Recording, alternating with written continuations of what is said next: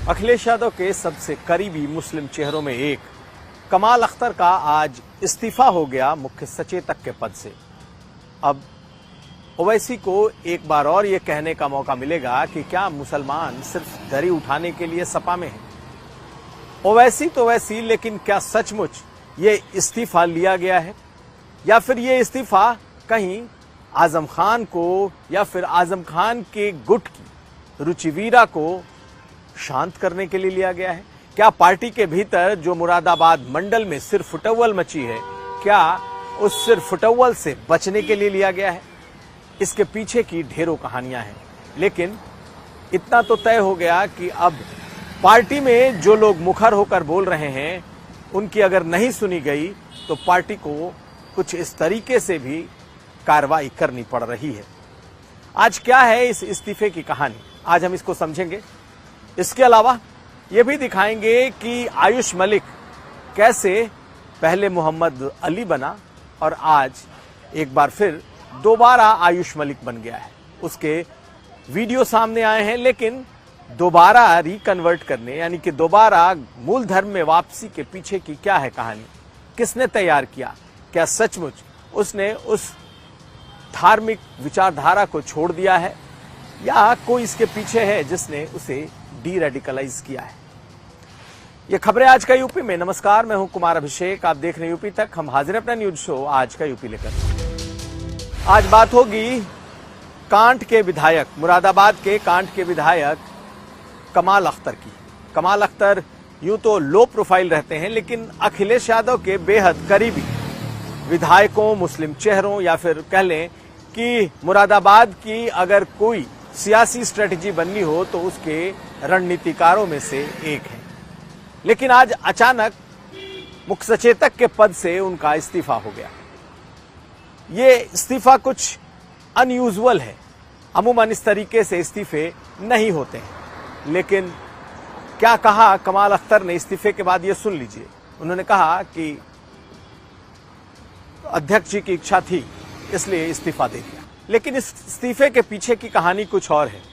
शुरू होती है रुचिवीरा के उस विवाद से, जब उन्होंने सीधे सीधे मुरादाबाद मंडल के संगठन को लेकर बड़े सवाल खड़े किए थे। कुछ दिन पहले की ही बात है, जब समाजवादी पार्टी ने अपना पीडीए सम्मेलन मुरादाबाद में किया था, तब उसमें रुचिवीरा नहीं पहुंची थी और पार्टी के लोगों ने जब इस पर सवाल उठाया और कई लोगों ने कहा कि आखिर रुचिवीरा वहां क्यों नहीं आई, तो थोड़ी देर बाद जवाब भी आया। लेकिन उसके पहले ही ओम प्रकाश राजभर ने यह कहकर हंगामा मचा दिया कि अब तो टीएमसी और शिवसेना उद्धव ठाकरे के पार्टी के बाद अब समाजवादी पार्टी टूटने वाली है और रुचिवीरा उस टूट का नेतृत्व करेंगी। इस घटना ने समाजवादी पार्टी को भी अंदर से हिला दिया कि क्या सचमुच उनके सांसद भी भीतर ही भीतर नाराज हो रहे हैं?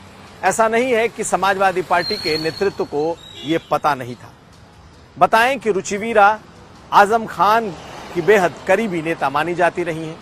इस बार आजम खान ने ही उनका टिकट अखिलेश यादव से एक तरीके से लड़ाई लड़कर करवाया था और इस टिकट के बाद जब वो सांसद हुई तो पार्टी में एक तरीके से थोड़ा अलग थलग पड़ी रही।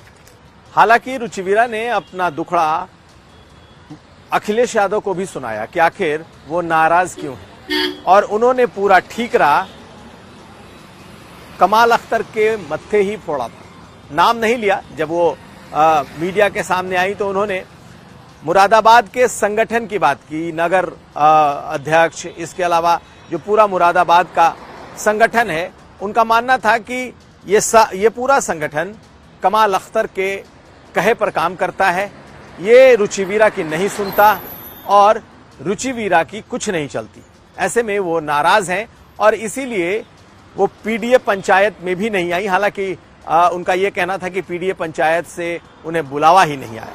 तो एक तरीके का पूरा बवाल इस वक्त उस क्षेत्र में, उस मंडल में मचा हुआ था, जो समाजवादी पार्टी का सबसे बड़ा कह सकते हैं फिलहाल गढ़ बना हुआ है। यानी कि मुरादाबाद मंडल की सीटों पर सपा का बड़ा प्रभाव है और कह रहे हैं, कहा जाता है कि अगर समाजवादी पार्टी अगर मुरादाबाद मंडल में अच्छा नहीं कर पाई तो और मंडल में करना उसके लिए मुश्किल होगा। मुसलमान बहुल सीट है, कांग्रेस पार्टी यहां काफी मजबूत है।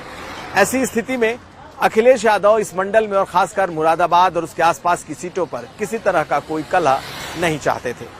शायद यही रास्ता निकाला गया कि कमाल अख्तर को थोड़ा पीछे किया जाए। लड़ाई हालांकि स्थानीय संगठन से है, लेकिन उन्होंने कमाल अख्तर का इस्तीफा ले लिया है। अब कहा यह जा रहा है कि इस सीट पर दोबारा किसी मुस्लिम चेहरे को ही मुख्य सचेतक बनाया जाएगा। लेकिन ये इस्तीफा सिर्फ और सिर्फ रुचिवीरा या यूं कह लें आजम खान को कहीं ना कहीं ये बताने के लिए कि आज भी बेशक आजम खान जेल में हो, लेकिन उनके खिलाफ जो भी हो या फिर उनके खिलाफ समाजवादी पार्टी नहीं जा सकती।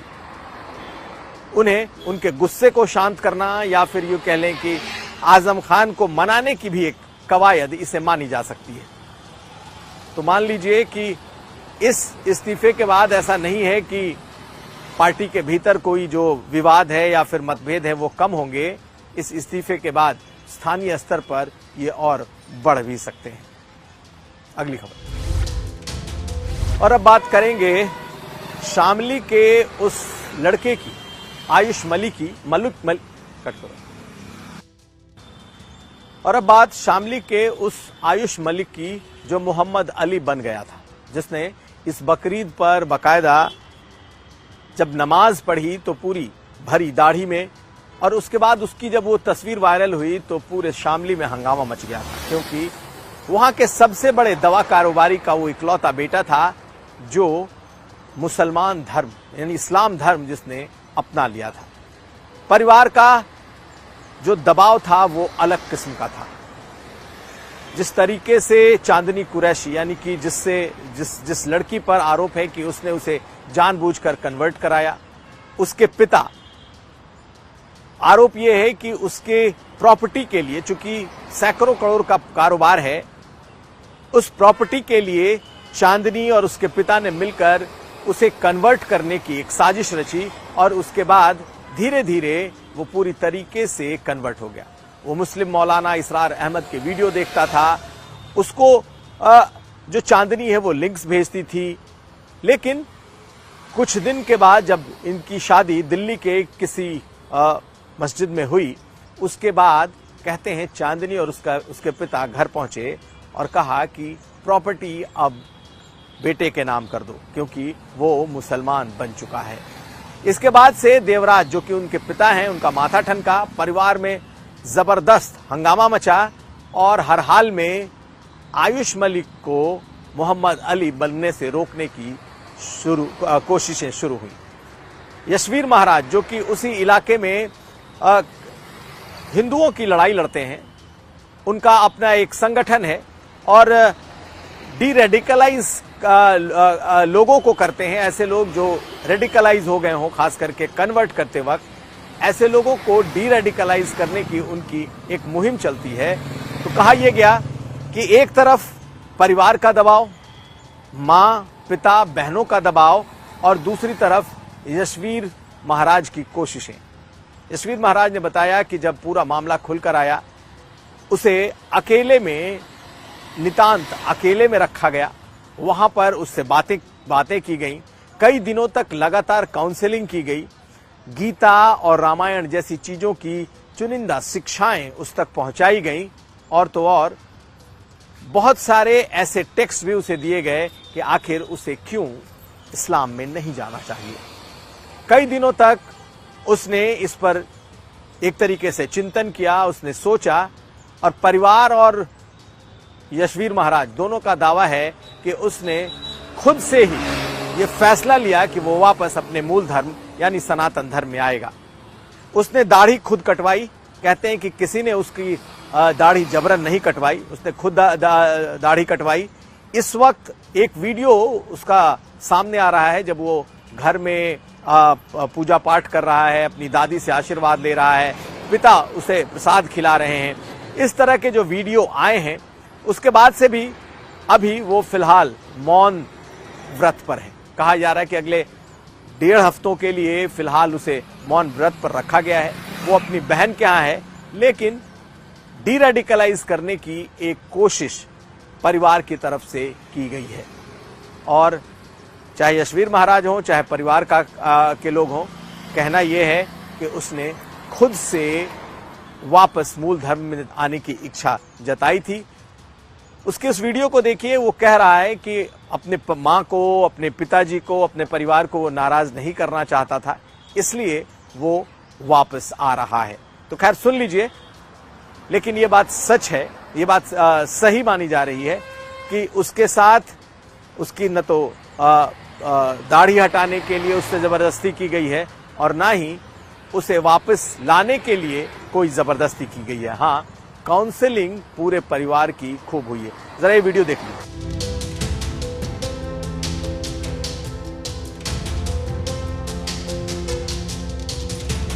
तो डीरेडिकलाइज होने की बात इसलिए भी कही जा रही है क्योंकि सुरक्षा एजेंसियों को जो जानकारी मिली थी, उसमें जब इसने इस्लाम कबूल किया था तो उसके साथ साथ इसकी जो एक्टिविटी थी वो कुछ उस तरह दिखाई देने लगी थी, जैसे उसने जो PFI का कोड है 2047, उसने अपने ईमेल का पासवर्ड बना रखा था। इसके अलावा उसने अपने ईमेल पर आखिर में जो उसने ईमेल पर शब्द लिखे थे, उसने आई एम ऑन मिशन ये शब्द लिखा था।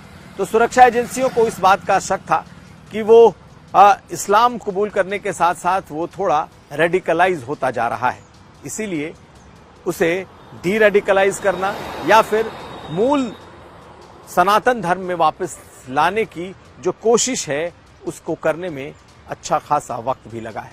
अब देखना है कि जब वो मौन से वापस आता है तो क्या सचमुच मुंह खोलता है तो उसके विचार वही होते हैं या फिर बदलते हैं। यह था आज का यूपी। हम कल फिर हाजिर होंगे। हमें दीजिए इजाजत। देखते रहिए यूपी तक।